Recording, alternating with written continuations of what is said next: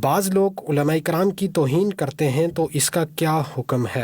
علماء کرام کی توہین کی صورتیں ہیں. ایک ہوتا ہے کسی فرد خاص کی توہین کہ بھئی فلاں نام کا جو عالم ہے اس کے بارے میں کوئی کلام کیا. اب وہ کلام کرنا ہو سکتا ہے کسی ذاتی رنجش سے ہو، کسی خاص وجہ سے ہو، کیونکہ عالم معصوم تو ہوتا نہیں، اس سے بھی غلطی ہو سکتی ہے. تو اس سے کوئی گناہ ہو گیا، اس سے کوئی ایسا کام ہو گیا کہ جس کی وجہ سے اس پر تنقید کی گئی.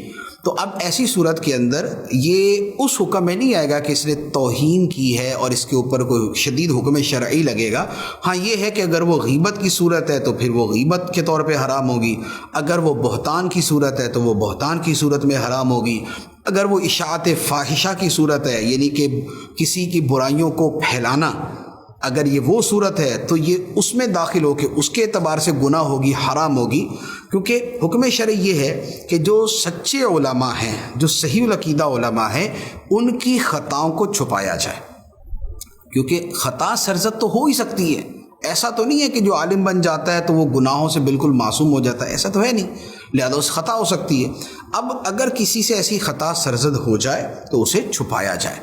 اور تو یہ تو ہے انڈیویجول کہ کسی انفرادی طور پہ غلطی ہوئی اور اس کے اعتبار سے کلام کیا. اور اگر بلا وجہ ہی ہے تو پھر یہ عام لوگوں سے زیادہ حرام ہے کہ عام آدمی کی غیبت بھی گناہ ہے لیکن عالم کی غیبت اس سے بڑا گناہ ہوتا ہے. اور ایک ہے اوور اور سارے علماء کے بارے میں کہنا، جیسے بعض لوگ یہ بول دیتے ہیں یار مولوی ہوتے ہی ایسے، یا سارے مولوی ایسے ہیں، یا مولوی فسادی ہیں، یا مولویوں نے دین بگاڑ دیا، یا مولویوں نے ہیلے بہانے نکالے ہوئے. یہ ایسا جملہ کہ جو سارے علماء کے بارے میں ہے، اسے علماء کرام نے کفر قرار دیا ہے کہ یہ جملہ کفریہ ہے. علماء کی علل اطلاق توہین کرنا یہ کفر ہے، کیونکہ علماء کی جو حیثیت ہے وہ ان کے علم کی وجہ سے ہے، اور ان کا علم جو ہے وہ کوئی سائنس یا ریاضی کا علم نہیں ہے، وہ دین کا علم ہے.